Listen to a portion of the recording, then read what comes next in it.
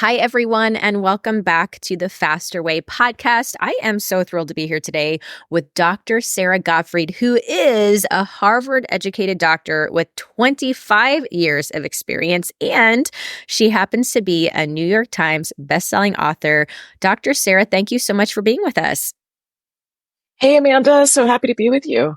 We are going to dive into your new book that is coming out in March. We're going to talk about a former book that was on the New York Times bestseller list as well. But before we do that, I want to hear when and why you entered the wellness industry. When and why did you decide to become a doctor? I entered the wellness industry around age 5. So I had a great grandmother who was a whole foodist who really believed that the answer to health is not found in a pill bottle, that it's in the way that you architect your life.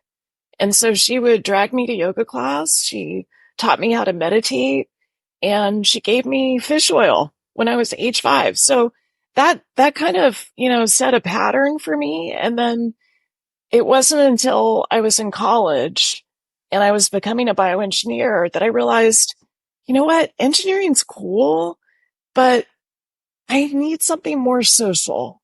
And I realized that medicine was kind of the perfect combination. It was a way to take care of people, to socialize a lot, to make a difference in people's lives, be of deep service. So it kind of combined all the things that I loved the most, a little math and science and biochemistry. So that's what I decided to do. Oh my gosh, I love that. It's so cool to hear that your grandmother was a big influence on your life. My grandmother is my hero. Unfortunately, she passed when I was fairly young, but it's just amazing, to hear that she was giving you fish oil even as an elementary school age kiddo. I did read, Sara, that at one point through your own health and wellness journey, you did go to a doctor for some different symptoms that you were experiencing and was prescribed Prozac and birth control and wasn't really happy with that. So share with me a little bit about that experience and how it created a passion in you to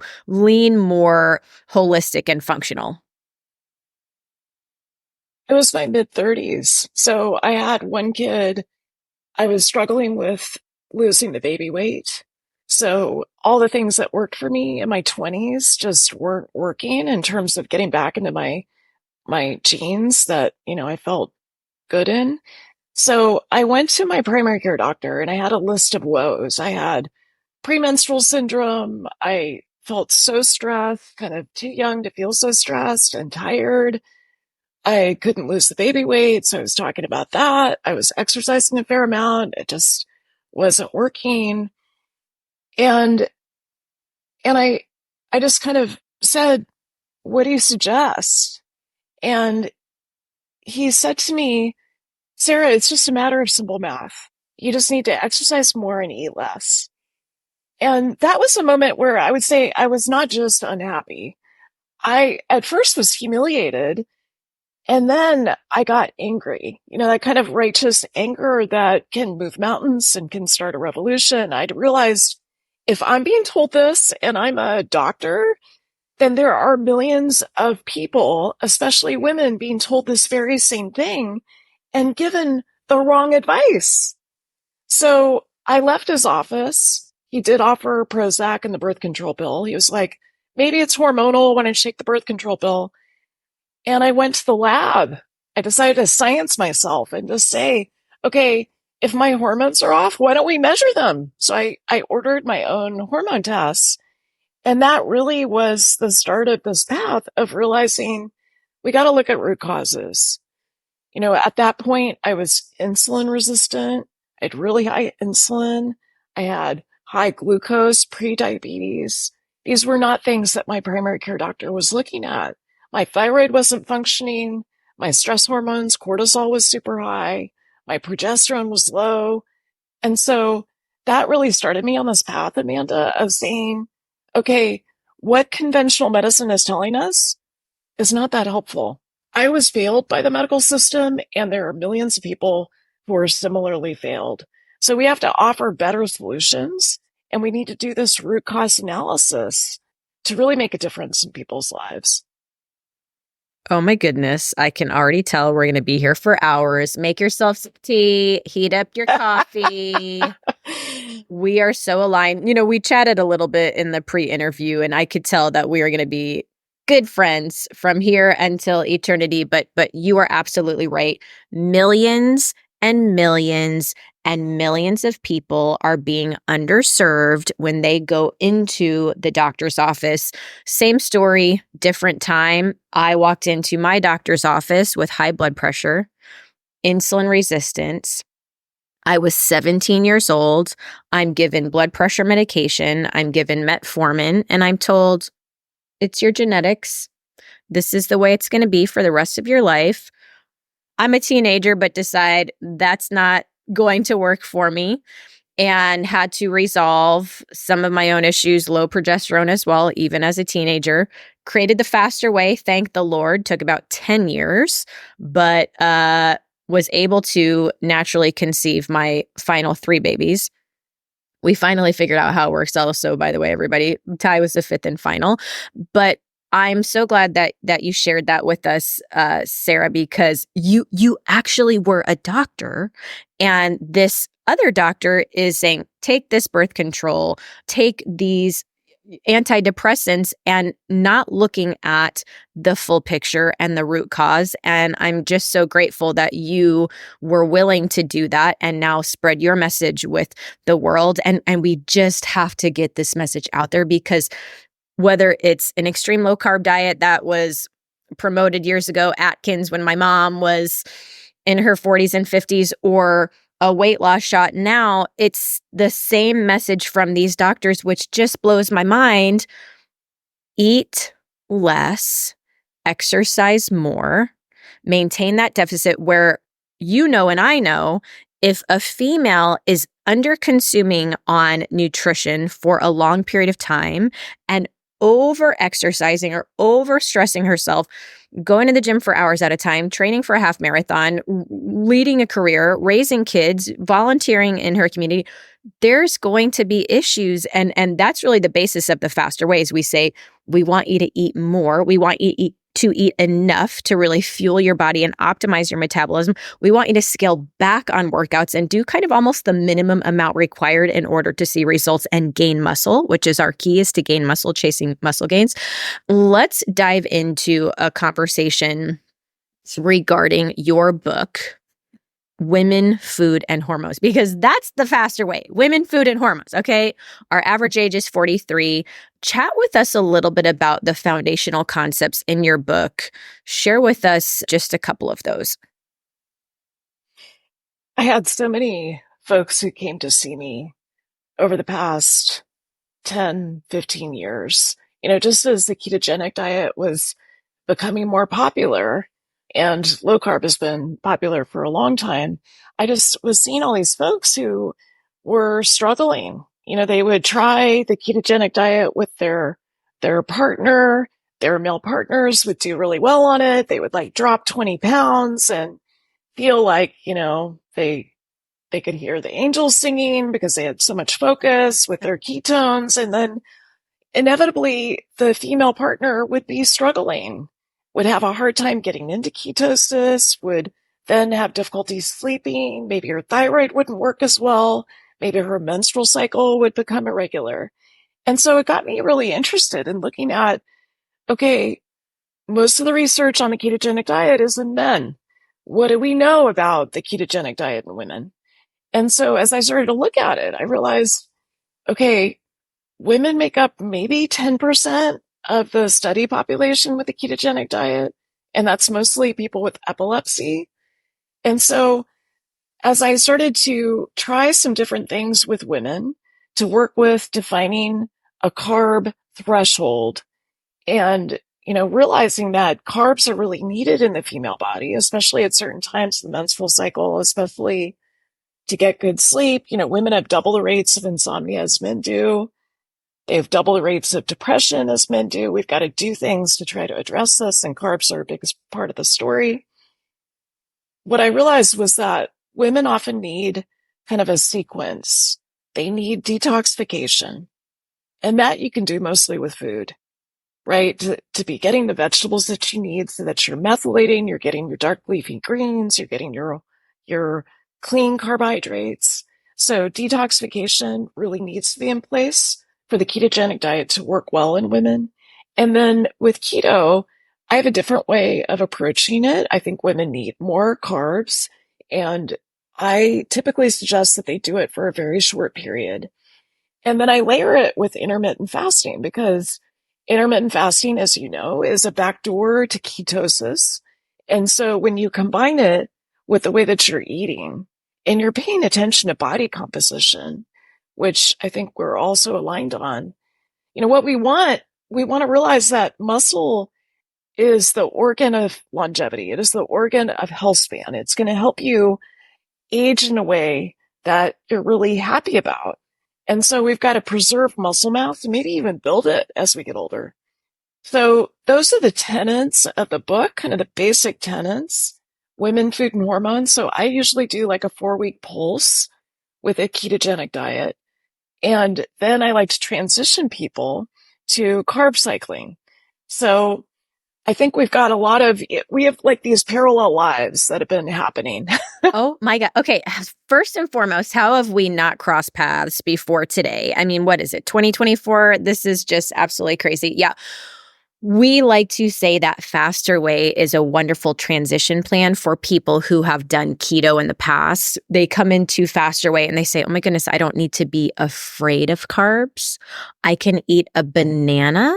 There are certain reasons that I need carbs to support my body and my metabolism and my hormones. So what we typically do, Sara, and we actually just recently completed a clinical trial with Faster Way clients. I'll just real quick give you the background on that. So our clinical trial followed the Faster Way group who was carb cycling, pairing a food cycle with effective 30-minute strength and HIIT workouts. We do 2 HIIT workouts a week, 3 strength workouts, and then 2 active recovery or yoga type workouts a week. We then compared against the control group who was following the American Heart Society recommendations. And they were actually, by the way, trying to live healthy, but following kind of like the My Plate food guide pyramid type recommendations.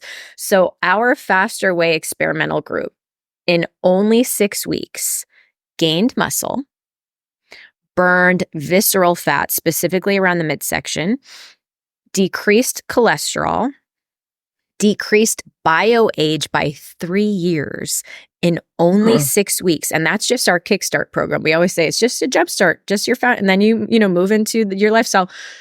The group following the American Heart Society recommendations gained weight,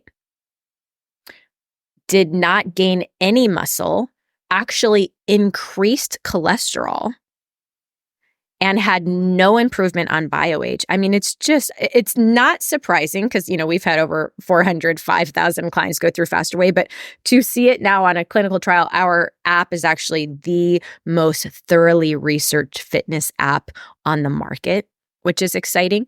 But it's really interesting because these women are coming in and they're saying, this is more food than I've eaten in decades. It's certainly more carbs than I've eaten in decades. We really focus on protein. We typically, I would say, on average, have clients eating 1 gram of protein per pound that they hope to weigh. So if you want to weigh 150 pounds, you're having 150 grams of protein each and every day. But it's so interesting just to watch women thrive with carbohydrates where they say, gosh, I was doing keto. I felt good for 4 weeks. By week 6, my hair's falling out.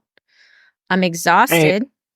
So it's just so refreshing to hear what you are sharing. And I'm going to do everything in my power to shout you from the rooftops because together we can impact millions and millions and millions of people all over the world. Share a little bit about your... Well, let Yeah, me go just ahead. say congratulations on the clinical study because, the American Heart Association, I did a fellowship with the American Heart Association when I was at Harvard Medical School, and it is an utter failure. Mhm. To track that people gained weight and they didn't change their biological age when they're following, what this national organization is recommending, and their cholesterol got worse. Like that alone is concerning. And the fact that you compared it to the faster way and you reduce biological age in 6 weeks and you gain muscle, I mean, and lost visceral fat, that is so profound. To see that kind of change in 6 weeks, that's so exciting. That's so exciting. Yeah. So hats off. Congratulations, Amanda. Thank you. Thank you. Yeah. The American Heart Association, they lost me a decade ago when I went to a charity event that they were the primary sponsor, and the food on the table was so horrendous. It was Frankenfood, and everyone speaking up front had a tremendous amount of visceral fat and were in most cases obese. Now, this is up in the Midwest, but I was like, huh, something's not right in the Yeah. room. There's a lack of congruence here. Yeah. Let's chat a little bit about bioage, because I know you have done a deep dive on bioage markers, and even in, your own self really kind of considered that. And it is trendy right now. I think Kardashian was talking about bioage not too long ago. So share with us your passion for bioage markers and a little bit about your experience there. I love biological age. I love it because it's such an intuitive scientific metric. It's a way to track yourself. I'm the director of precision medicine at Thomas Jefferson University at the Marcus Institute of Integrative Health. And we've got what we do with all the executives and the professional athletes that we see is we create a dashboard and we look at biomarkers, we look at genetics, we look at, inflammatory signals, we look at gut function, we look at hormones. And first and foremost, we look at biological age because people just get it. When you say your biological age is 3 years younger than your chronological age, you just, that kind of makes sense. And then if you can take it one step further and you can say, okay, your liver age is not quite as good as your overall age. Maybe your brain age is something that we need to work on. I find that that's very helpful. So you can do it based on clinical labs, which is how I tend to do it. You can also do it based on methylation, what's known as methylation clocks. You can also do it, another way to frame that is epigenetic changes. You can also do inflammatory age. So there's a test that's just rolling out commercially from Stanford that looks at particular inflammatory biomarkers, which is of great interest to my professional athletes. So there's lots of different ways to measure biological age. I think what's important is to choose your method and then to track it over time. Do a time series and to do N of 1 experiments. And the faster way is a great experiment to run. Yes. Okay. I love that. So what we'll do, if you're listening and you're in the faster way, we will work with our wellness director, Alex, who is from a functional medicine practice. And I just recently was able to poach her over to work for us full time. And we'll come up with some recommendations on different tests that you can maybe invest in for at home. And then you guys can run those tests. I personally have worked with my concierge doctor on doing the bioage tests. And it's always really exciting to see. In fact, we're in a little competition where he's like, you're the only person who's ever scored better than me. Like, I can't believe it. It's just cute. Yeah, it's pretty funny. Okay, well, I want to dive into the topic of cortisol because you did mention it earlier, and it is a big topic of confusion, I would say, in the marketplace. There's a lot of people that say, oh, you shouldn't have high cortisol. And then others say, oh, you have low. Where the fact is, listen, we need cortisol. If I want to wake up in the morning and I want to be jazzed to get moving with my day, I need cortisol. In fact, my cortisol tends to be pretty high in the morning. My doctor recently is like, are you like buzzed in the morning? Because I have never seen cortisol so high. And guess what? Then it declines normally throughout the day, and it's nice and low in the evening. I'm able to go to sleep. So let's talk about stress and cortisol and some of the kind of nuance around the topic. And cortisol, as you said, is essential. When we think about all the hormones that are in the body, it's not a democracy. There's like a dictatorship, and cortisol is the dictator. I think of it as Michael Cortisol Leone. Like, you want cortisol to really be on your side. You don't want it too high. You don't want it too low. And what happens with a lot of high powered women, and believe me, I'm one of them. And, there's a lot of us in the world, is that often to create the kind of mission that we're going for in this lifetime, it requires a lot of effort. And so I find that a lot of female entrepreneurs, a lot of female physicians have really high cortisol. And we're not talking a little bit high, we're talking like 2 to 3 times the upper limit of normal. So I always look at cortisol in all the patients that I take care of. Women tend to be more dysregulated than men. So a lot of this tracks not so much with the amount of stress that you have, but the amount of perceived stress, like how it is you're interacting with your environment. So with cortisol, one thing that's confusing is that you can have high cortisol, for instance, first thing in the morning, and then you can have low cortisol, like at 4 o'clock in the afternoon. You could feel like, oh my gosh, I need a cup of coffee, or I need a nap, or, there might be something related to blood sugar that's happening in the afternoon. So I like to track cortisol. I like to measure it at 4 or 5 times during the day. And you want to have just what you described. You want to peak within 30 minutes of waking up. You want this really gradual decline throughout the day, not too high, not too low. If it's too high, that's associated with metabolic syndrome, with higher glucose, because cortisol's got 3 main jobs. It raises your blood sugar so that, this was anciently wired so that when you're in fight, flight, freeze and a sympathetic nervous system, you want to send a lot of glucose to your muscles so that you can fight or you can run. And so that's one of the main jobs of cortisol. It also manages your immune system, and it gives you that, kind of get up and go in the morning. So when it becomes dysregulated, when it's too high, it can lead to more belly fat. It can lead to more mood problems, especially depression. So about half of the people with depression have high cortisol levels. And then on the other end of the spectrum, if you're in more of a burnout phase and you've got low cortisol, that can make you feel really tired, a lot of fatigue. It's associated with more inflammatory problems, more autoimmune disease. In fact, it's the most activating, kind of overactivating for the immune system.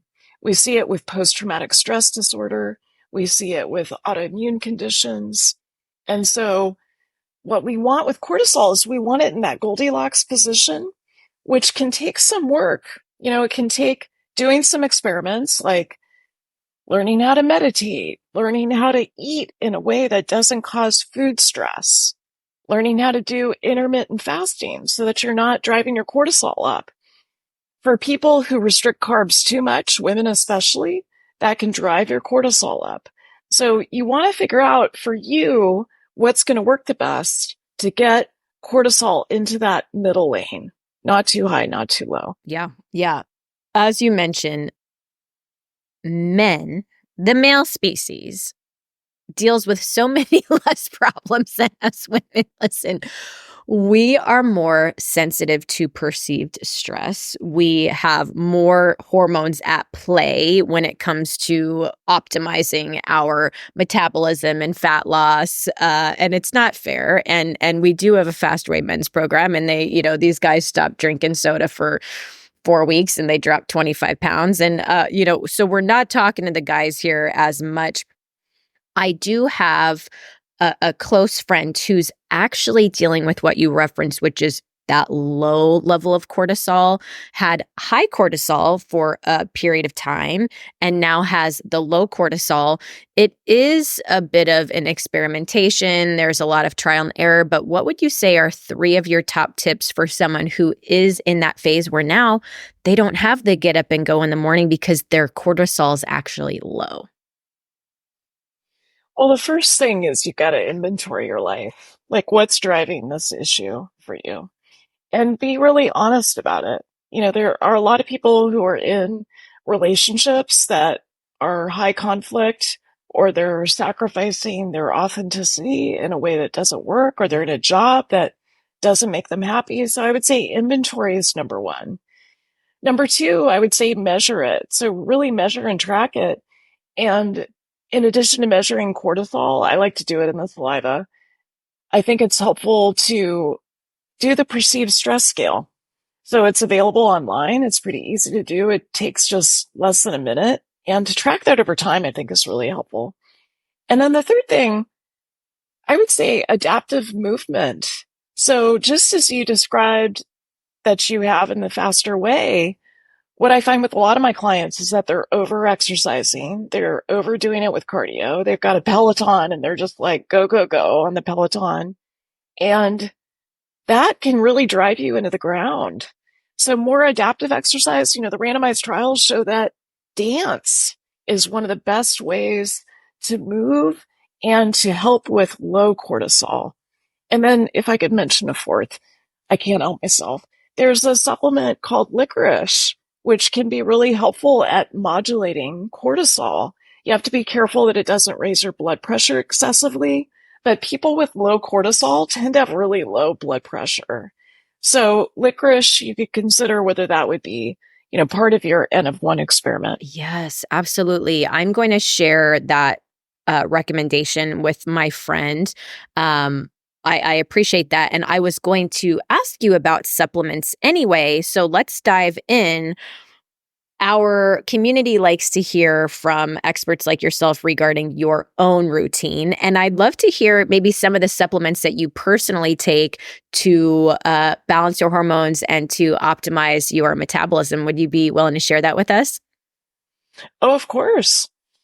Yeah, so I lift heavy. So I'm doing recomposition right now. So my supplements are sort of geared towards that. But the main things that I take right now are a multivitamin. And I think pretty much every woman over 40 needs to take a multivitamin. I'm someone who's got, in my genetic blueprint, I've got issues with the way that I use B vitamins. Yeah. So I take an extra B complex. Too. So B6, B9, B12. And then I take digestive enzymes, unless I've got a smoothie that I'm consuming. I take creatine. And I'm still on kind of the early stages of an experiment with that. Pretty much everyone is low in magnesium. Yeah. It's about 80% of the population is low. So I do a magnesium supplement before I go to bed. And then depending on how much stress I'm managing, I've got this book coming out in a couple of weeks. And so I sometimes take cortisol manager at night, which is a combination of ashwagandha and phosphatidylserine. I find that's really helpful. I take 1 to 2 at night. I've written about it in my books because people in general just find it so helpful. And it's just, for me, I'm kind of a high cortisol person, especially first thing in the morning. And then if I can, I call it kind of catching the angel train. If I can be in bed by like 9:30 Yeah. and be asleep by 10, all is well. But sometimes I get kind of caught up. I get an email. There's just like one more thing on the to-do list. And then I don't catch the angel train and I need a little cortisol manager. So those are the things that I tend to take. Occasionally I'll do berberine, like I'll do a pulse of berberine because I still have this vulnerability with blood sugar. And I also sometimes microdose mushrooms, depending on what's going on with my immune system. I talk about that in my new book quite a bit, as a way of, kind of trying to buffer the toxic stress that can affect your pine system, your psychoimmunoneuroendocrine system. Yeah. Okay. We are twins. We're like sisters from another mister. So very, very similar. Yeah.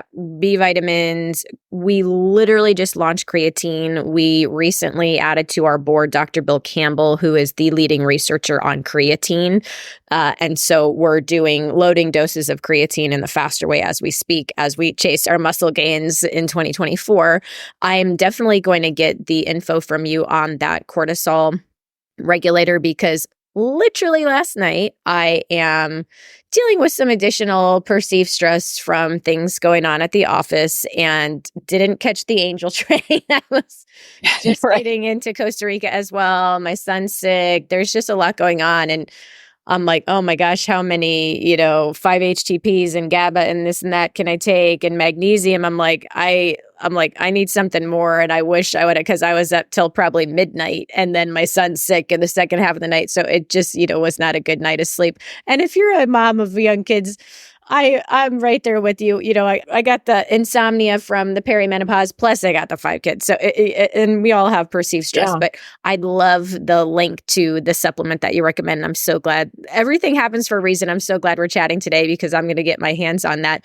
Share with us a little bit about your new book, because we all want to be sure that we get our hands on that book coming out, and share with us the date that it's dropping.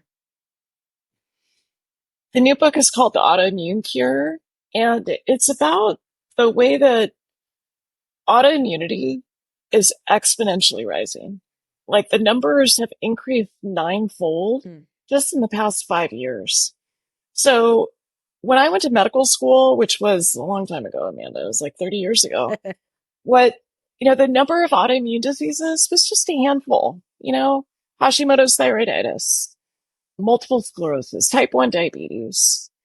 And now there's more than 100 autoimmune diseases. And those are classical autoimmune diseases. There's also people that for 7 to 14 years before they receive a diagnosis have this kind of civil war that's happening in their body where they're starting to attack their own tissues.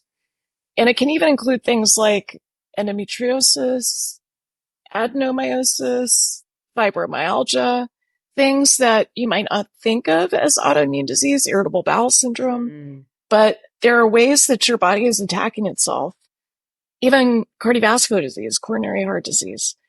So this book is about how toxic stress and trauma causes dysregulation in the body. We've got more dysregulation than ever before. And it's not just mental health effects that we need to be concerned about. There are physical health effects. When you have toxic stress and trauma, it can disrupt your blood sugar. It can lead to things like high blood pressure. It can cause your immune system to be overactive and to start to attack your own tissues. It can lead to your heart rate variability being lower than it could be. So the book is about how to assess that and then how to treat it. Tell us where to find you online. And I want every single person to pull out your phone right now, open up Instagram. Where can we find you and follow you? So on Instagram, that's where I spend the most time. It's at Sara Gottfried, MD. My website is the same, saragottfriedmd.com. Sara with no H, correct? Correct. Gottfried. Sara. Okay. I'm looking you up as we speak, and I want everyone to be doing the same thing. Look, check me out. I'm already following you. That's fantastic. Okay, great. Thank you, Amanda. I'm following you too. Sara, we could go on for hours and hours and hours, and I'm sure that we're going to be meeting again soon, speaking again soon. I truly appreciate the time that you took to share value with our audience. We will be purchasing your new book. I can't wait to read it myself. But I just want to thank you for taking the time and acknowledge you for the work that you're doing in the world and the impact that you're making with your content. So thank you so much. Thank you, Amanda. I love what you're doing in the world. We need you so desperately. So I want to help spread the message that you are starting a revolution and we need you. We need you desperately. Yeah. Thank you for your work. All right, everybody, get your hands on Sara's book. Follow her. We'll be posting a lot more here soon. Hope you guys have a great rest of your day. Bye, everyone.